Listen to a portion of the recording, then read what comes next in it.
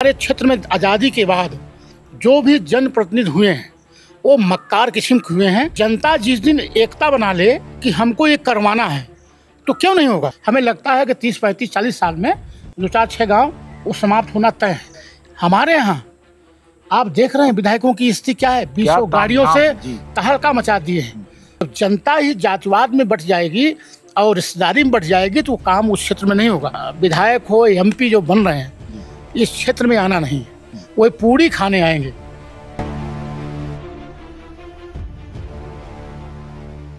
गंगा का कटान कई गांवों को प्रभावित कर रहा है और गंगा यहाँ चलते चलते सीधे बाएं मुड़ जाती है और उसके बाद पानी का जो बहाव है और तेज होता है और पास के गांव लगातार माने कट रहे हैं, उनकी ज़मीनें जा रही हैं। इस सिलसिले में हमने कई गांव के लोगों से मुलाकातें की, बातें की। इसी सिलसिले में बनकट परिवार के ग्राम प्रधान यशवंत सिंह यादव दरोगा जी, पहले आप पुलिस में थे और अभी अपने गांव का दायित्व संभाल रहे हैं और जिला प्रधान संघ के अध्यक्ष भी हैं।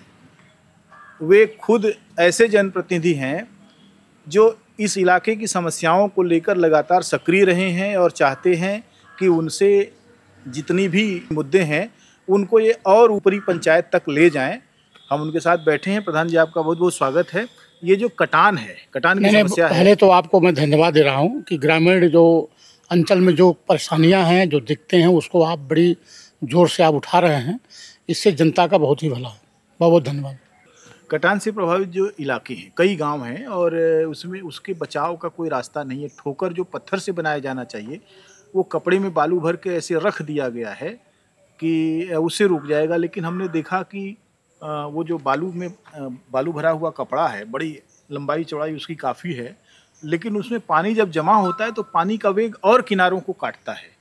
तो ये जो पूरा जो बेढंगा काम हुआ है कटान रोकने का, उस पर आप क्या सोचते हैं और कैसे ये रुकेगा? क्योंकि ज़मीनें लगातार जा रही हैं, हर साल कुछ न कुछ ज़मीनें चली जा रही हैं। देखिए, जो भौगोलिक जो स्थिति है, ये हमारा कुनिया क्षेत्र जो है ये कार्नर का है, इसलिए कुनिया क्षेत्र भी बोलते हैं उसको। ये हज़ारों वर्ष से जब से धरती है, मेन चीज़ है कि इलाहाबाद जब गंगा जी चलती हैं उसके बाद बाएँ घूमती हैं। बाएँ घूमने के बाद एक जगह और प्लेस है, आप देखे होंगे, गए होंगे तो वहाँ से इससे फिर घूम गई हैं उल्टा। अब फिर उल्टा घूमने के बाद फिर घूमी हैं, वो आगे जा कर के फिर सीधा होते हुए अब बनास गई हैं। उसमें सवाल ये है कि वो जो क्षेत्रफल है उसमें जब तक पक्का, जैसे हैदराबाद में एक बना हुआ है जो वहाँ उसमें एक डैम बनाया गया है, वो पत्थर से टोटल उसको इस मजबूती से बनाया गया है, कितना भी बाढ़ है, कितना भी पानी का फ्लो हो, पावरफुल हो, वो कटान को टूट नहीं सकता है। सवाल ये है, ये सब ऐसे मुद्दों को जब तक एक मजबूत जनप्रतिनिधि नहीं होगा तब तक ये मुद्दे न विधानसभा में उठेंगे न लोकसभा में उठेंगे। आज तक जो हमारे क्षेत्र में आज़ादी के बाद जो भी जनप्रतिनिधि हुए हैं वो मक्कार किस्म के हुए हैं और कोई रिस्पॉन्सिबिलिटी नहीं, कोई जिम्मेदारी नहीं। और इस नाते यहाँ की जनता भी ऐसी है। मैं सच्चाई बताऊँ आपको, अगर जनता जिस दिन एकता बना ले कि हमको ये करवाना है तो क्यों नहीं होगा। तमाम ऐसी चीज़ें हैं, चक्का जाम करना है, पूरे ज़िले को जाम कर दीजिए, कौन नहीं आपके साथ आएगा। लेकिन कुछ लोग नॉन पॉलिटिकल इतनी राजनीति करके एक जातिवाद का जो नारा दे करके, इस नाते सारे जो भी पॉलिटिकल विधायक हैं या MP हैं वो केवल चुनाव तक ये बात चलती है, उसके बाद 5 साल शांत हो जाता है। इस नाते नहीं बन रहा। और नहीं तो एक जो मैंने आगे बताया, केवल मात्र 1 किलोमीटर एरिया का केवल बना दे ठोकर इस तरफ से दाहिने से, और बना करके जो रिटर्न जहाँ कटिंग हो रही है बनास तरफ, वहाँ तक ठोकर मार दें, कभी कुछ नहीं होगा। लेकिन आपको मालूम है एक गांव हमारा डूब गया, हरिहरपुर, वो ग्राम सभा डूब गई, लोग चिल्लाते रह गए, कोई नहीं सुना, वो ला के शिफ्ट कर गए छछुआ गाँव में। तो सोचिए उनकी सब ज़मीन चली गई और हज़ारों लोग पलायन किए। तो आज तक किसी को पता है, लेकिन ये जनता की हम कमी मानते हैं, जो कि यहाँ जनप्रतिनिधि जो लोग थे वो ठीक ढंग से जनता की बात नहीं सुने, न जनता उनकी बात सुने। बहुत बुरी स्थिति आ गई है। ख़ास तौर से ऐसी चीज़ हो गई है कि अब मुझे लगता है कि जनप्रतिनिधियों ने और ठेकेदारों ने कुछ लोगों को टारगेट कर दिया है, एक बाइनरी बना दी है। जनता प्लस जो है प्रशासन और तमाम सारी चीज़ें, प्रशासन में व्याप्त भ्रष्टाचार, ये सब चीज़ें इतनी ज़्यादा उठती हैं लेकिन कोई हल नहीं निकलता। क्या करेंगे आप? अभी 1 साल पहले सिंचाई मंत्री ने हम लोग ज्ञापन दिए थे, जाकर सिंचाई मंत्री 2 करोड़ 80 लाख का उन्होंने एक दिया था ठोकर बनाने के लिए। उसमें जो ठेका जिसको मिला, उसने मात्र ईमानदारी से बोल रहा हूँ इस चैनल के माध्यम से, केवल 50 लाख खर्च किया होगा बस।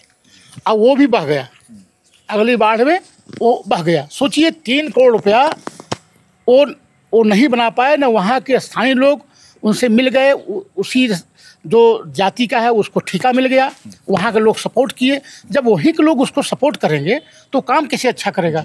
उनको चाहिए था कि वहाँ खड़े रह कर के मजबूत डैम बनता, तो आज वो ठोकर से आज दिक्कत नहीं होती। अगले साल तो कम से कम 12 मीटर कटा था जब डीएम यहाँ अखौरी जी थी जी। और अब इस साल क्या होने वाला है वो ईश्वर जाने। आज भी क्योंकि इसलिए कटान है कि बलुई मिट्टी है जी, वहाँ बलुई मिट्टी है, जहाँ हल्का सा कटान हुआ वो गिर करके नीचे ला जाता है। 10 मीटर 8 मीटर ऐसे कटान होता जा रहा है। हमें लगता है कि 30 35 40 साल में 2-4-6 गाँव वो समाप्त होना तय है जी। तो मैं आपके चैनल के माध्यम से कहूँगा शासन प्रशासन से और सत्ता में बैठे लोग, मुख्यमंत्री जी हों या सिंचाई मंत्री जी हों, इस कुनिया क्षेत्र को बचा लें, नहीं तो 30-35 साल में 10-20 गांव तो जाना तय है। ये बहुत दुखद होगा, दुर्भाग्यपूर्ण होगा कि यहाँ जो सामान्य जनता है, जो अपनी आजीविका को लेकर और तमाम सारी चीज़ों को लेकर अभी संघर्ष कर रही है, वो बिल्कुल विलुप्ति के कगार पर उसका गांव है। तो और मैंने एक चीज़ और भी देखा कि वहाँ एक पूरी सुनियोजित बहुत अच्छे प्लान के साथ अगर काम नहीं होगा तो सफल नहीं हो सकता। आपको क्या लगता है कि जब प्लान बनाते हैं तो ऊपर से ऐसे बना देते हैं या उसको देखते भी हैं? देखिए, मैं एक बात कह रहा हूँ बड़ी ईमानदारी से, जो उत्तर प्रदेश का जो पॉलिटिकल एक ग्राउंड है, जो यहाँ सिस्टम है, आप चले जाइए कर्नाटक, तमिलनाडु, केरला, वहाँ के जो जनप्रतिनिधि हैं वो ऐसे अकेले बैठे हैं क्योंकि वहाँ सारा काम उन्होंने कंप्लीट कर दिया है, क्षेत्र में काम नहीं है, और ऐसे साधारण तौर बैठे हुए हैं, कोई गनर नहीं है, कोई सुरक्षाकर्मी नहीं। हमारे यहाँ आप देख रहे हैं विधायकों की स्थिति क्या है, 20 गाड़ियों से तहलका मचा दिए हैं, और गनर, प्राइवेट गनर, सरकारी गनर, एक रुतबा उन्होंने कायम किया है। और इसीलिए काम नहीं हो रहा है क्योंकि काम तो आप जनता लेती है। जब जनता ही जातिवाद में बढ़ जाएगी और रिश्तेदारी में बढ़ जाएगी तो काम उस क्षेत्र में नहीं होगा। आपको मालूम है जयंगे से लेकर के कुनिया क्षेत्र धनतुलसी लास्ट है जी, 1.5 लाख जनता है। आप सोचिए, हम लोग ज्ञानपुर जाते हैं, यहाँ से 44 किलोमीटर दूर है तहसील। आज तक तहसील नियम है कि जो नियमावली में है गवर्नमेंट के शासन में कि गाइडलाइन भी है कि 60 के ऊपर अगर किलोमीटर है तो एक तहसील बनना चाहिए, जो कि हम लगातार 1.5 साल से हम संघर्ष कर रहे हैं कि सीतामढ़ी तहसील बन जाए, क्योंकि यहाँ का एक पर्यटक स्थल भी है, उस लिहाज से एक अच्छा स्थान भी है और लोगों का पैसा बचेगा। उसके बाद जो भी जनता अपनी जाएगी उसका पैसा बचेगा, आसानी से काम होगा।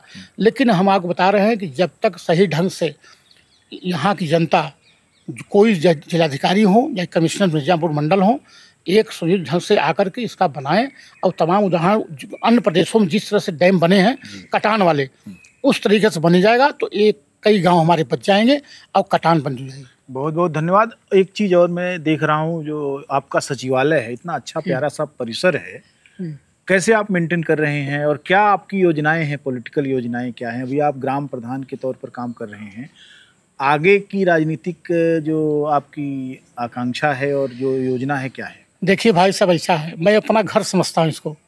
मैं अपने कमरे से निकलता हूँ, सीधा यहीं आता हूँ। जो भी होता स्वयं इसको झाड़ू साफ करना, पौधे लगाना, इसको मैं अपना घर मानता हूँ। अगर हमारी कहीं मीटिंग बाहर नहीं है तो सुबह 10 से लेकर के शाम 6 बजे तक मैं प्रतिदिन यहाँ रहता हूँ।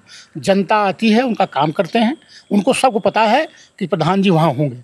अगर नहीं तो फ़ोन से बात कर लेते हैं तो उनका आ जाइए यहाँ पर, नहीं महिला हो पुरुष हो, बच्चे हैं, बच्चे काम कराते हैं। तो हम ईमानदारी से काम करते हैं और हमारा उद्देश्य यही है कि अगर हम पुलिस विभाग से आए हैं जनता की सेवा के लिए ईमानदारी से, तो ईमानदारी से सेवा किया जाए।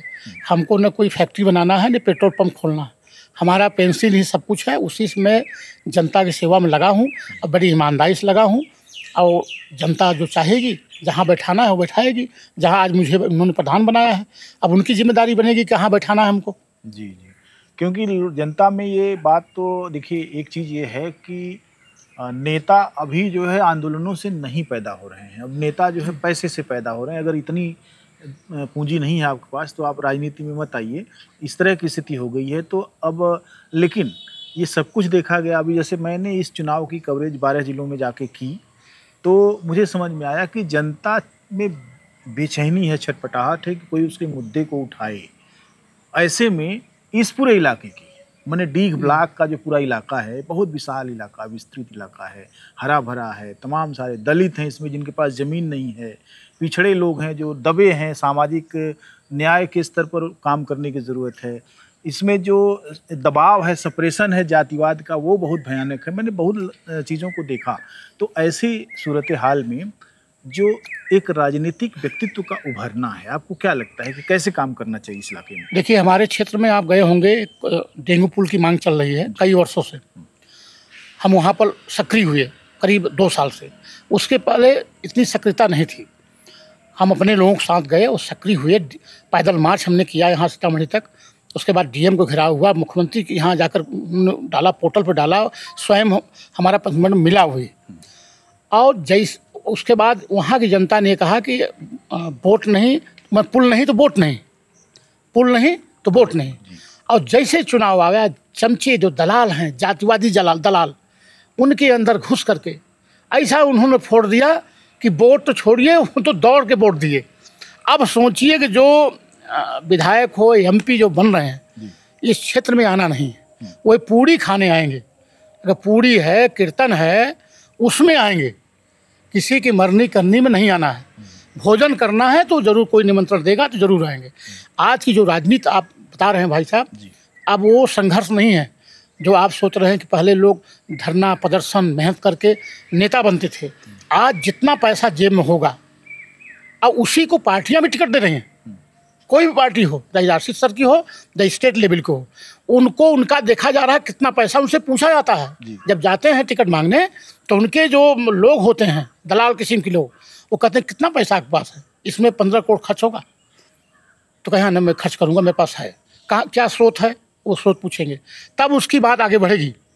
तो यही प्रकार राजनीति में आप सोचिए, कोई एक जनप्रतिनिधि मेहनती, ईमानदार अगर एमपी एमएलए बन जाए तो बहुत ही मुश्किल है। 1-2% की बात अलग है कि वो जीत जाए, लेकिन मैं 90% के कह रहा हूँ, दावा करता हूँ कि इस पैसे की जो मार है, पैसे के जो हवा मुड़ रहा है, उसमें जनता की समस्याएं खत्म हो गई हैं।